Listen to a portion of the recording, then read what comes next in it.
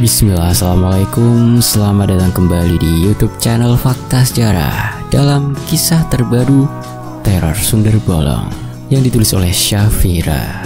Sebelum saya membacakannya, saya berharap teman-teman dimanapun berada agar selalu dalam keadaan sehat walafiat, dimudahkan segala urusan, dan tentunya murah rezeki. Langsung saja kita masuk ke ceritanya.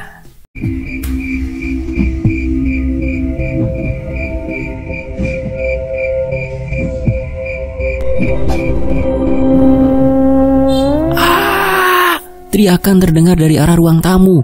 Bu Sari yang tengah merapikan lipatan kain di kamar bergegas keluar ke ruang tamu.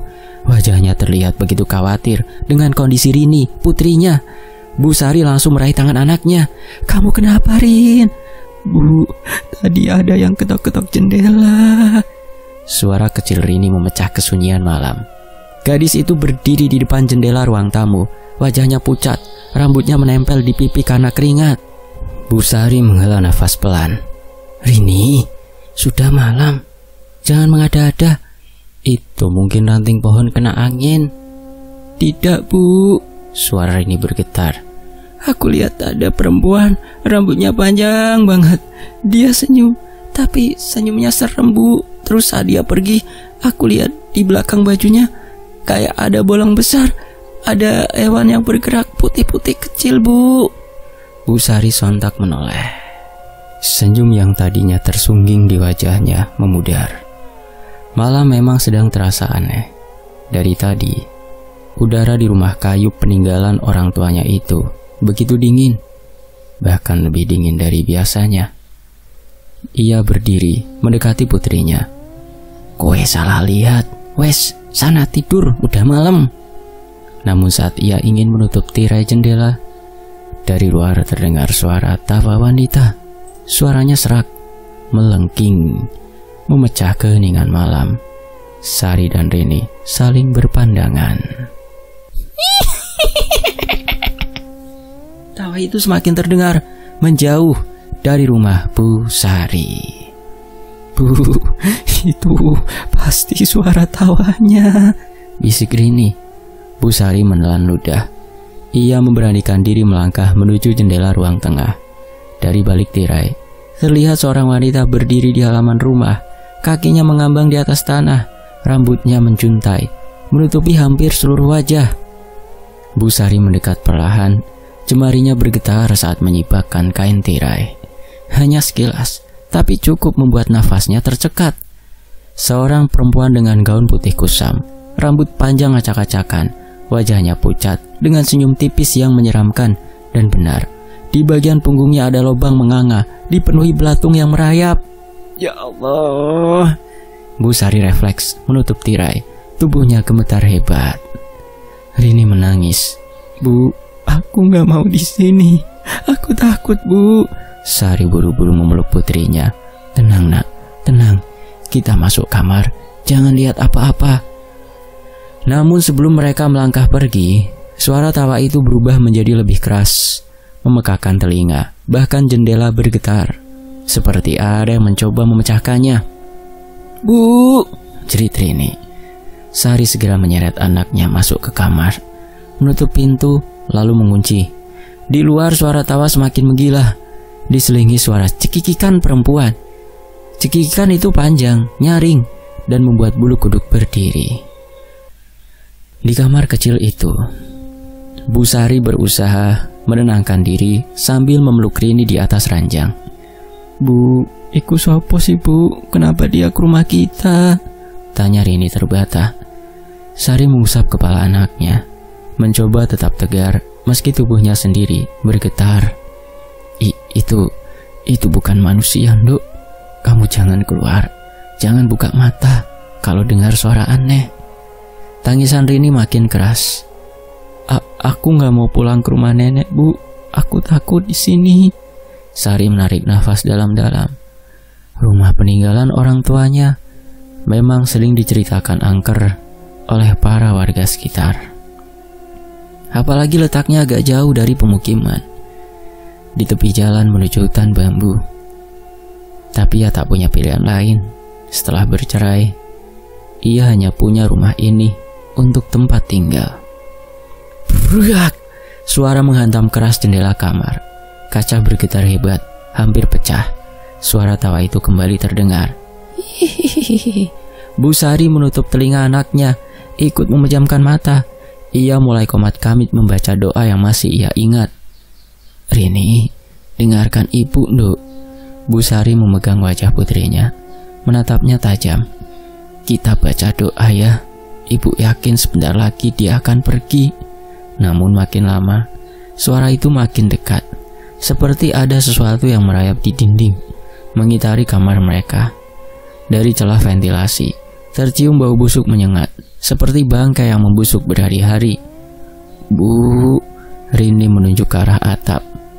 Bu Sari perlahan mendongak dan jantungnya hampir berhenti berdetak. Dari sela genteng yang terbuka sedikit, tampak wajah pucat dengan mata kosong menatap ke bawah.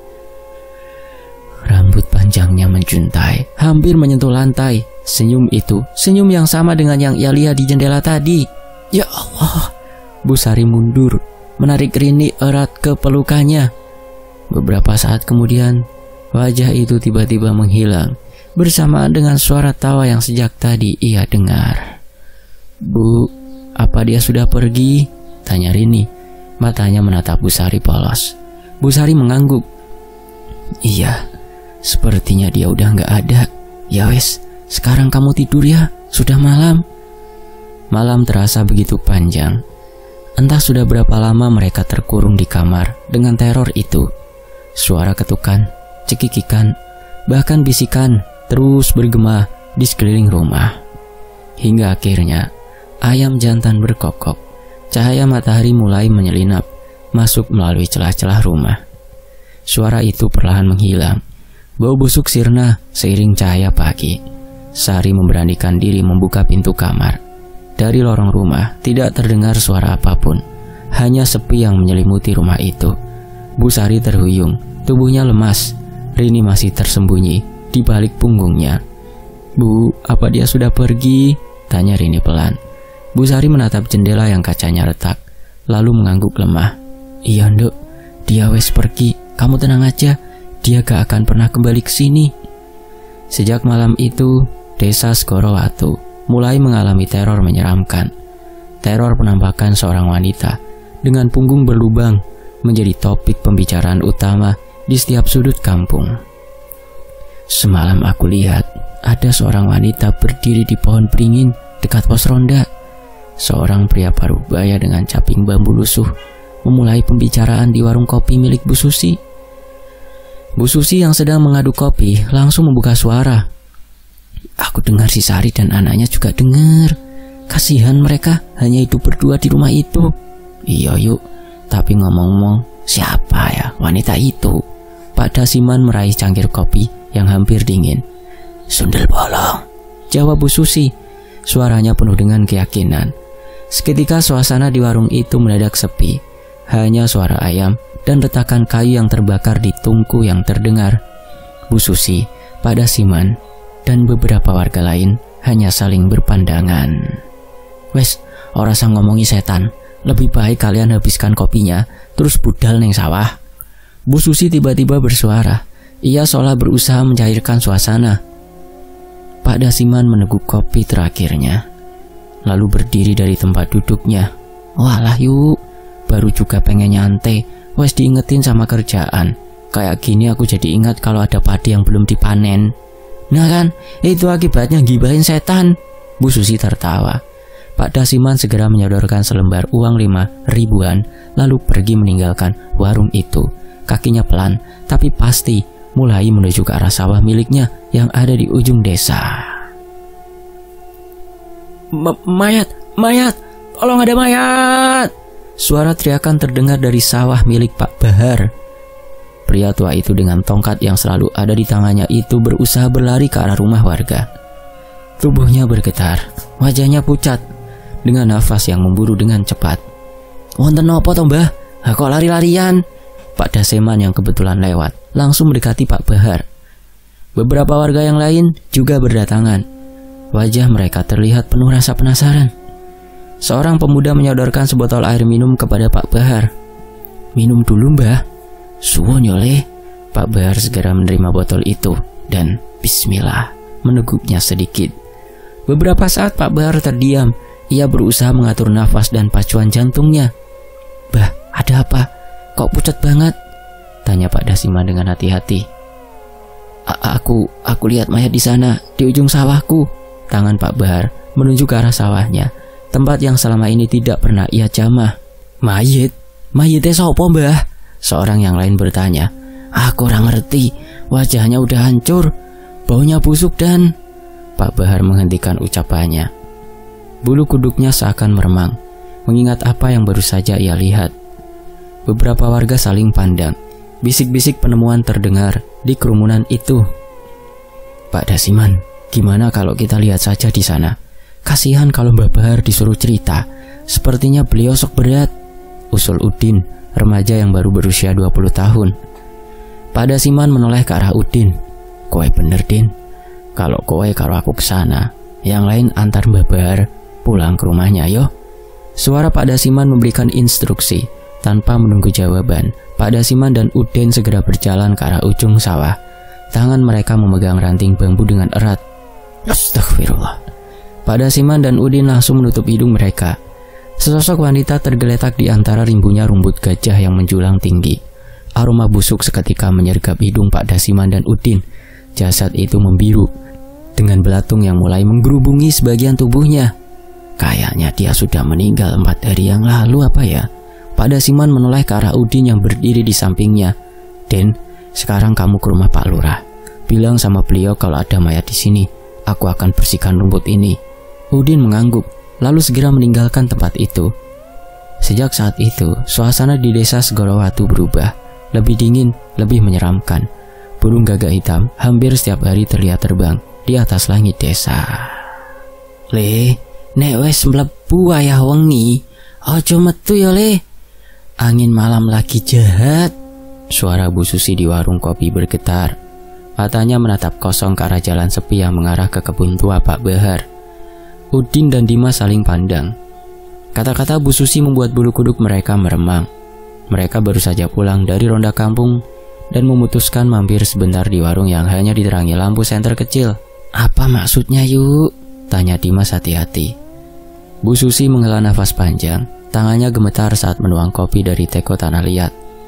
Kalian ingat gak penemuan mayat wanita di sawah Pak Bahar tadi pagi? Malam ini malam Jemuah Kliwon. Wanita yang ditemukan mati mengenaskan akan berubah menjadi sundel bolong dan arwahnya biasanya akan bergentayangan. Hihihi.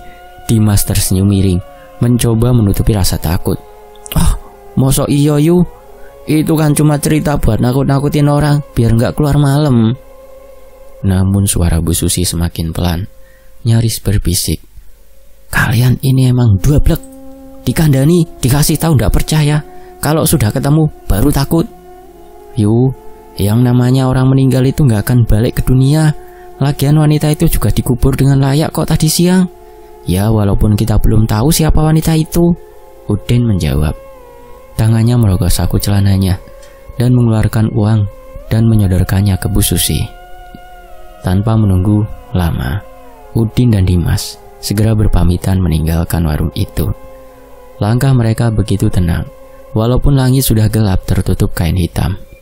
Malam semakin pekat. Jalan kampung yang biasanya riuh oleh suara jangkrik kini terasa sunyi. Hanya sesekali angin dingin berhembus membawa bau daun busuk. Gila, aku kok merinding, ucap Dimas sambil menyulut rokoknya. Kowe percaya beneran ada sundel bolong di kampung ini? Udin menarik nafas panjang.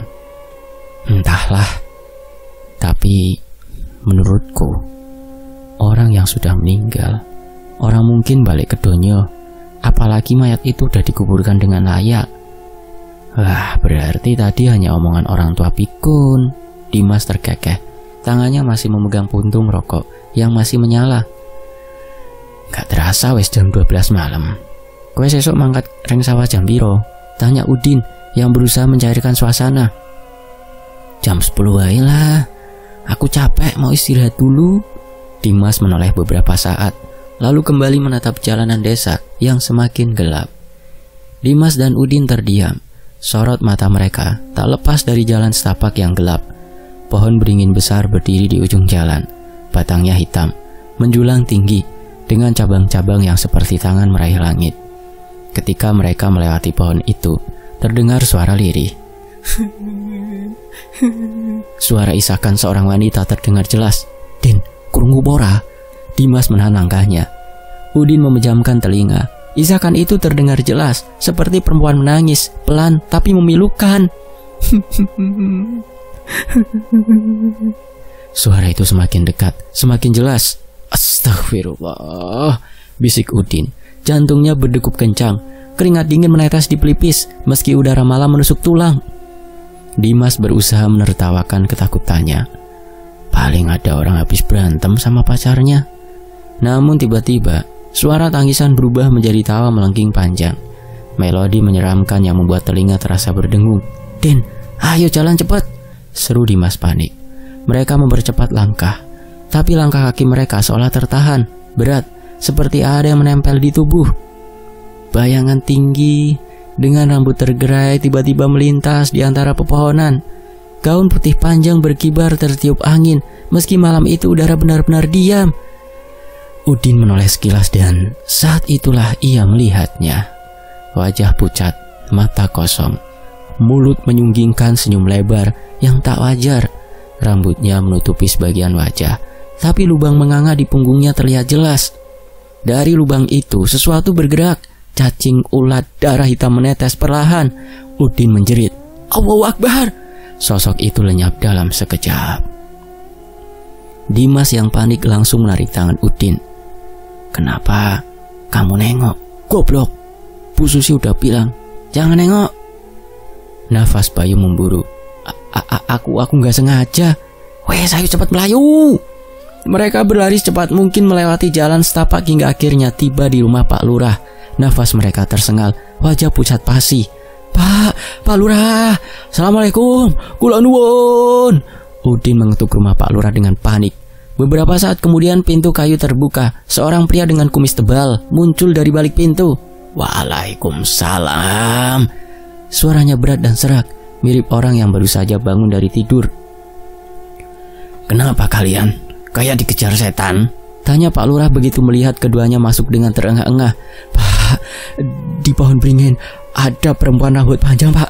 Bolong punggungnya," kata Udin terbata. Tubuhnya masih gemetar. Pak Lurah menghela nafas panjang.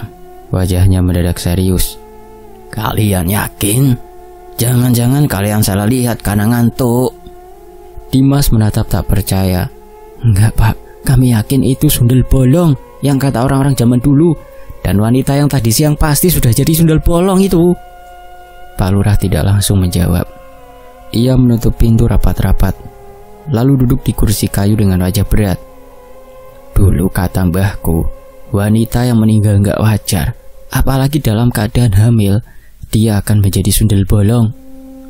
Tapi kan tadi pagi kita udah menguburkannya dengan layak, Pak." Udin bertanya, suaranya bergetar, wajahnya pucat. "Aku tahu, tapi kan kita belum tahu apa penyebab kematiannya. Apa mungkin dia dibunuh atau yang lain?" Pak Lurah menarik nafas dalam dan panjang. Suasana ruang itu hening, hanya suara detak jam dinding yang terdengar. Udin menggenggam tangan Dimas erat.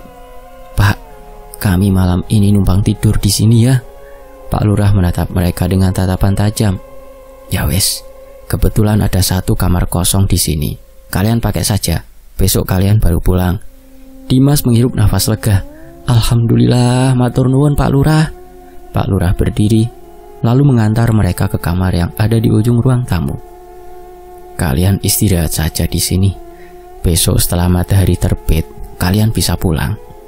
Udin dan Dimas hanya bisa mengangguk. Tubuh mereka masih bergetar. Wajah pucat dengan keringat dingin yang mengalir di kening menjadi bukti ketakutan mereka. Dan di luar rumah Pak Lurah, di balik-balik pohon beringin tua, suara tawa terdengar nyaring, jelas, seolah begitu dekat. "Pak Lurah, masalah teror sundel bolong ini tidak dapat didiamkan lagi. Makhluk itu sudah meresahkan kampung kita. Kami minta Pak Lurah untuk segera bertindak," teriak seorang pria paruh baya yang duduk di deretan paling depan. Malam itu suasana balai desa terasa begitu panas. Warga yang sudah mulai geram dengan teror sundel bolong berbondong-bondong menuju ke balai desa. Mereka ingin meminta Pak Basir, kepala desa, segera menyelesaikan permasalahan di desa mereka. Kalian pikir bapakku Ustadz dukun kiai yang bisa memusnahkan setan? Suara Arman muncul dari ambang pintu. Bukan begitu, Mas. Hanya saja sebagai lurah, beliau wajib melakukan tindakan untuk keamanan dan ketentraman desa ini. Seorang ibu dengan berpakaian daster berdiri dari tempat duduknya. Arman berjalan ke arah kepala desa yang duduk di depan. Kalau kalian mau desa ini tenang dari setan wanita itu, kenapa nggak datang aja ke rumah keluarganya? Harusnya mereka yang lebih wajib bertanggung jawab. Suasana mendadak hening. Angin malam perlahan masuk ke dalam balai desa melalui pintu yang terbuka lebar. Beberapa di antara mereka merapatkan resleting jaketnya, sementara yang lain mengusap pundaknya yang meremang. Kenapa semua orang diam saja? Suara Arman pecah di depan balai desa. Nadanya tegang. Kalau memang begitu, setan itu ada di sini. Keluarganya yang patut disalahkan atas semua ini. Bu Ratmi menghela nafas panjang. Bagaimana kami bisa menemui keluarga wanita itu? Sementara saat penemuan mayatnya, wajahnya sudah membiru dan membengkak. Pak Bahar yang sejak tadi dia mulai berbicara. Benar itu. Dan seperti yang kita ketahui saat penemuan jenazah itu, gak ada satupun yang tahu. Bu Ratmi menggenggam tasbih di tangannya. Jemarinya bergetar. Kenapa gak kita panggil saja Ustadz Husein? Siapa tahu beliau bisa membantu kita bicara dengan arwah wanita itu. Arman menelan ludah. Pandangannya menoleh ke arah Pak Basir beberapa saat. Berkomunikasi dengan setan. Halah, cerita sing ora masuk akal kuwi. Malam itu hening. Hanya suara jangkrik yang terdengar dari luar balai desa. Lampu di balai pertemuan itu tiba-tiba berkelip-kelip seperti hampir padam. Bu Sari memeluk Rini, putrinya, dengan erat. Sudah, lebih baik sekarang kita pulang. Suara kepala desa terdengar memecah kesunyian. Besok biar saya dan Udin yang menemui Ustadz Husein. Kalian percayakan saja semua kepada saya. Saya berjanji akan menyelesaikan permasalahan ini secepatnya. Lanjut Pak Basir, suaranya lirih. Beberapa saat kemudian para warga mulai meninggalkan balai pertemuan itu dengan ketakutan yang masih menggantung di benaknya masing-masing. Suara cekikikan, tangisan, dan teriakan seolah masih menggema di dalam pikirannya. Angin malam itu seolah bertiup lebih kencang daripada biasanya. Daun-daun kering berterbangan tak beraturan. Piye hasil musyawarah semalam? Tanya Bu Susi kepada Bu Ratmi saat mereka bertemu di pasar. Bu Ratmi mulai bercerita. Awalnya Arman menolak jika Pak Kades mengatasi masalah teror arwah wanita itu.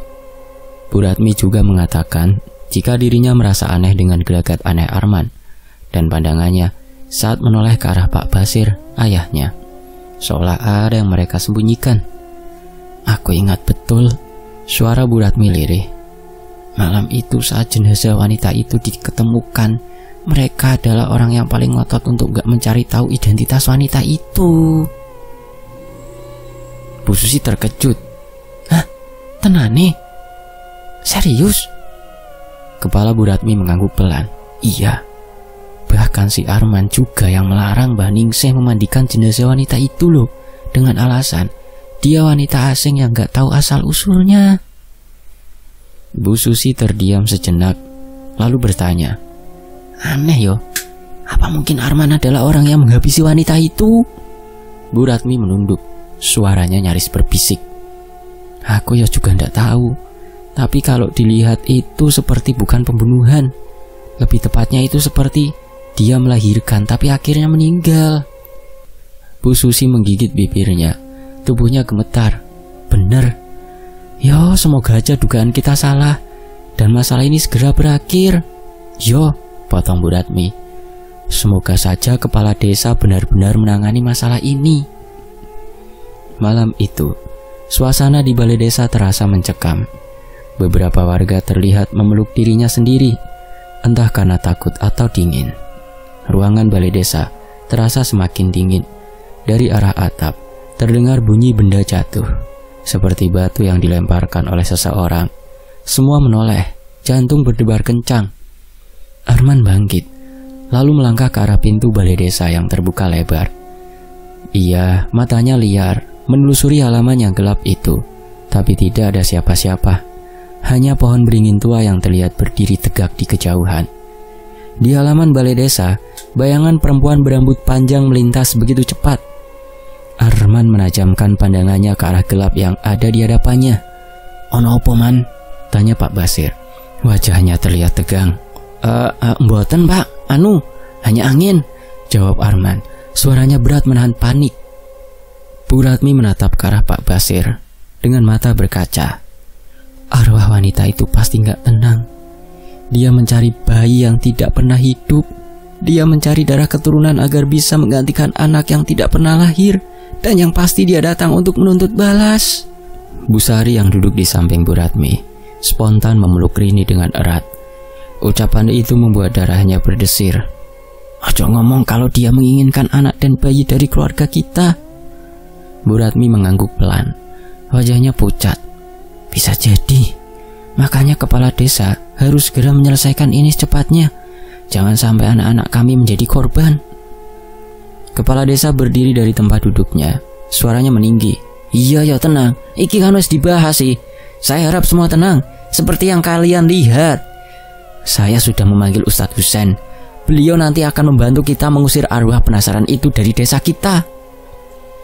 Tiba-tiba terdengar suara tawa lirih dari depan balai desa.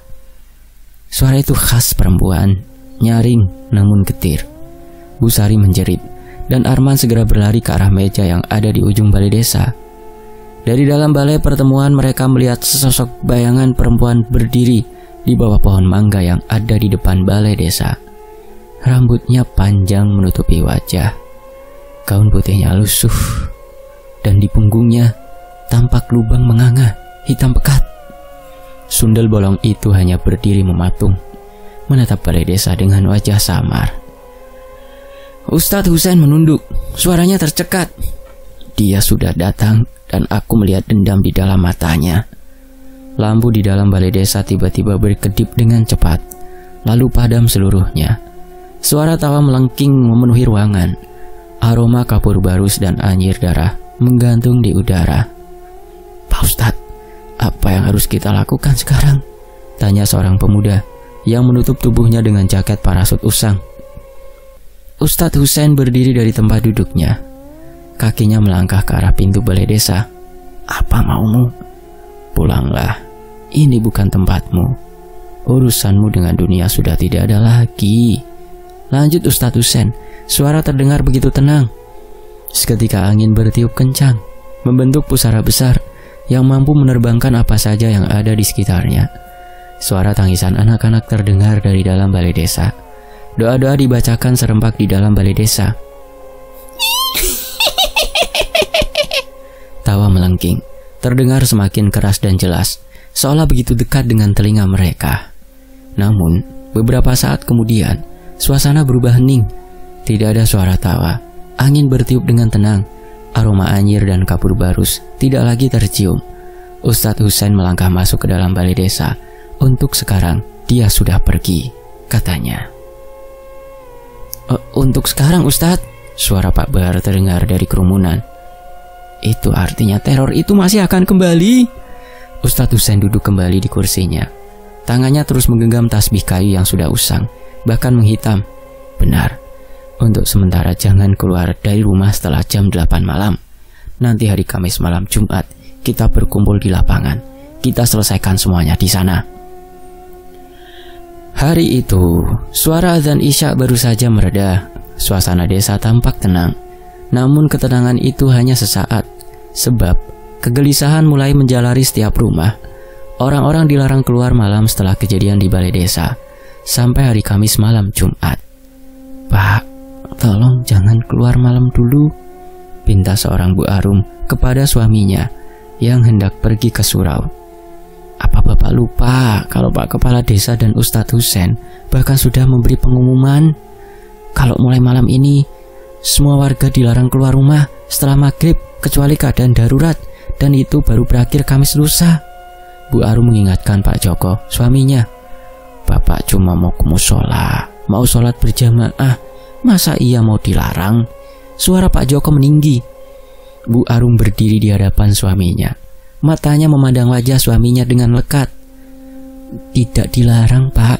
Cuma untuk kali ini sholatnya sementara di rumah dulu. Arwah perempuan itu masih berkeliaran di desa kita. Gentayangan, Pak.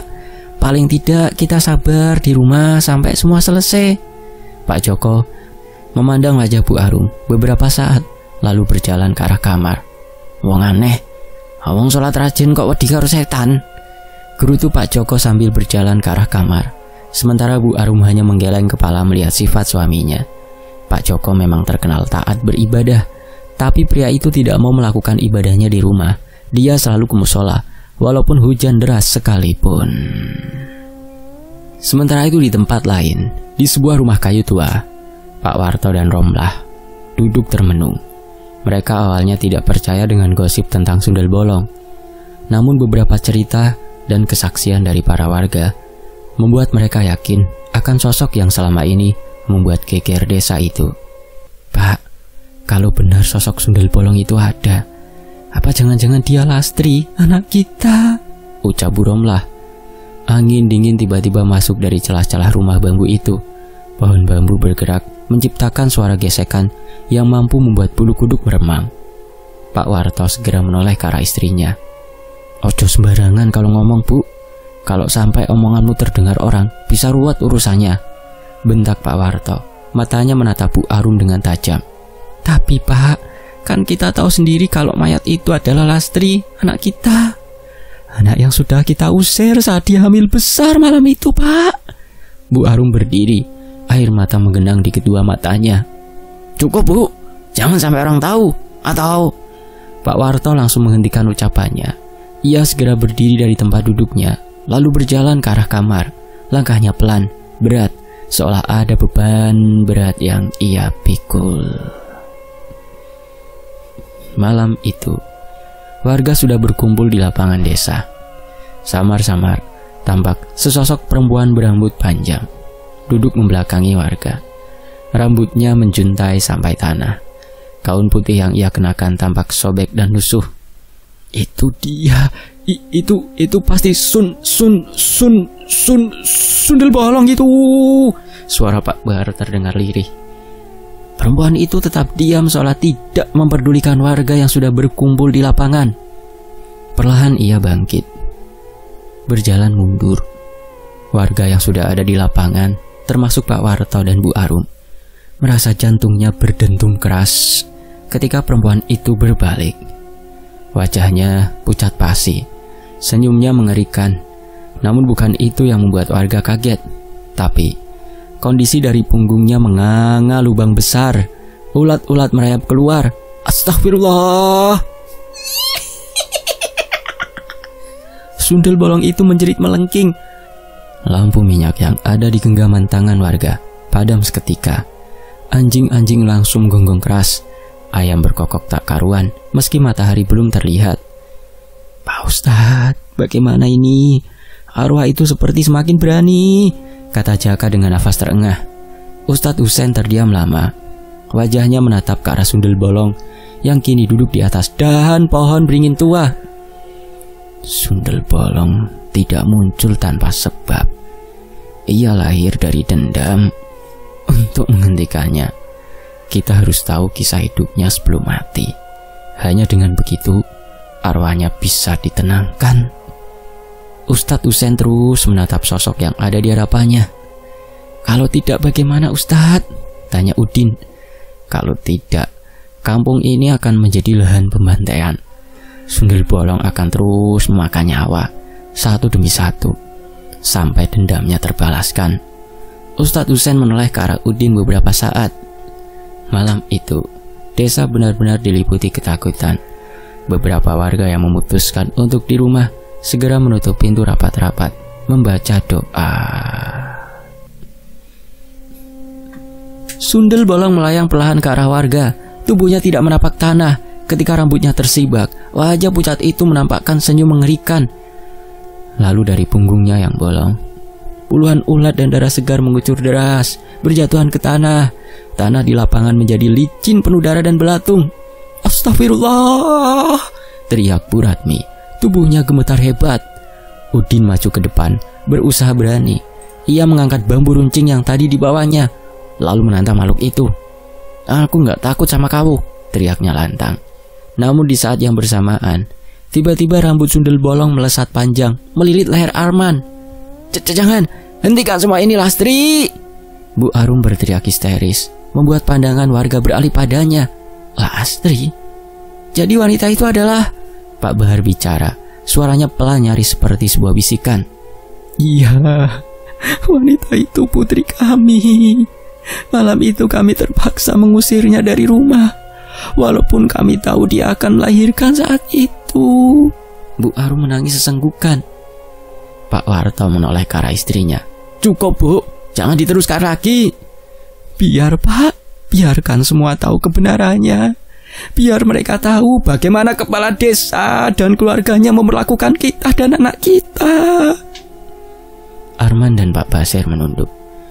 Mata mereka tidak berani menatap para warga yang menatap mereka seolah ingin meminta penjelasan.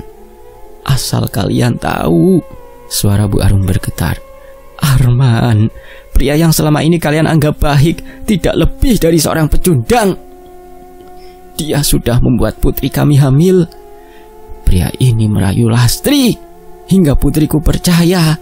Tapi saat dia hamil, bajingan ini justru tidak mau bertanggung jawab. Bu Arum menangis sesenggukan. Bohong! Arman yang masih berjuang melepaskan lilitan rambut sundel bolong langsung berteriak. Matanya menatap ke arah Bu Arum dan Pak Warto dengan tajam. Mereka menjebakku. Mereka ingin menghancurkan kedudukan bapakku sebagai lurah. Bu Arum berjalan ke arah Ustadz Husein yang berdiri paling depan. Dengan air mata yang berderai, dia mulai menceritakan semuanya di hadapan para warga desa. Malam itu, Desa Segoro diguyur hujan lebat. Angin bertiup dengan kencang. Aroma tanah basah tercium dengan tajam. Di dalam rumah tua, Pak Warto berdiri dengan tatapan penuh amarah. Nafasnya memburu dengan cepat. Tangannya langsung menarik Lastri yang saat itu sedang hamil besar. Dengan sekali dorongan, tubuh Lastri sudah terhuyung ke tanah basah. Lungo kowe, pergi kamu dari rumah ini, bentak Pak Warto. Kamu sudah membawa aib untuk keluarga kita. Sabar, Pak, kasihan Lastri, dia akan melahirkan. Bu Arum berusaha untuk menenangkan sang suami. Aku melakukan itu karena desakan kepala desa dan Arman. Saat aku di sawah, mereka menemuiku dan meminta aku mengusir Lastri. Jika aku menolak, mereka akan membunuh Lastri dan calon anaknya. Suara Pak Warto terdengar lirih. Tapi aku tidak menyangka jika keputusanku justru membuat Lastri meninggal saat melahirkan. Sementara itu, krek, suara tulang retak terdengar jelas. Leher Arman patah. Tubuhnya terlempar ke tengah lapangan dengan keras hingga darah muncrat membasahi beberapa pohon yang ada di sana. Warga menjerit ketakutan. Sebagian langsung jatuh pingsan. Dia membunuh Arman, teriak seorang perempuan. Pak Ustadz menarik nafas dalam. Kita tidak bisa melawan dengan kekuatan biasa. Ini harus diakhiri dengan doa dan bacaan ayat-ayat Allah. Namun sundel bolong menatap lurus ke arah Pak Basir. Kau Basir, kau yang merusak hidupku. Kau yang membuat aku mati. Suaranya serak, seperti bercampur tangisan. Pak Basir menelan ludah. Ampuni aku. Aku melakukan ini demi keselamatan putraku. Sundel bolong berhenti melayang. Perlahan ia mendekat. Rambutnya tersibak, menampakkan wajahnya dengan jelas. Warga tercekat, karena wajah itu sangat mirip dengan Lastri, perempuan di desa yang sudah lama meninggal. Dia benar-benar Lastri, anak Pak Warto, pekik seorang ibu-ibu. Pak Basir langsung pucat basi. Lastri, aku mohon ampuni aku. Aku terpaksa melakukan itu. Kami terpaksa membunuhmu agar nama baik keluargaku tidak tercemar. Lastri alias Sundel Bolong menjerit keras. Aku mati dengan perut hamil. Kalian membunuhku. Kalian meninggalkan jasadku begitu saja. Meninggalkanku di semak-semak kebun begitu saja. Tidak ada yang menolongku. Tidak ada. Tangisnya berubah menjadi tawa menakutkan. Sekarang semua harus merasakan penderitaanku. Semua. Warga histeris. Beberapa perempuan berteriak menyebut nama Allah. Sebagian langsung bersujud ketakutan. Bu Arum maju, mencoba menenangkan. Lastri, dengarkan ibu, Nduk. Kamu sudah meninggal. Kamu harus pulang, kembali ke tempat asalmu. Jangan menambah dosamu dengan membunuh orang-orang tak bersalah, Nduk. Tak bersalah? Sundel Bolong itu tertawa panjang. Suaranya bergema. Mereka semua bersalah karena membiarkan aku mati dengan sia-sia. Tiba-tiba lampu jalan pecah bersamaan. Seluruh jalanan desa menjadi gelap gulita. Hanya cahaya bulan malam itu yang memberi penerangan samar. Dalam gelap itu terdengar suara tawa melengking, tangisan bayi samar, dan suara orang menjerit kesakitan. Ustadz Husein segera membaca ayat kursi dengan lantang. Suaranya bergetar tapi kuat. Beberapa warga ikut membaca meski terbata-bata. Sundel Bolong mengerang keras. Tubuhnya menggeliat. Dari punggung bolongnya darah semakin deras mengucur. Diam, panas, jeritnya membuat burung gagak berterbangan tanpa arah dan begitu memekakkan telinga. Di saat yang bersamaan, sebuah bambu runcing langsung menusuk tubuh Pak Basir.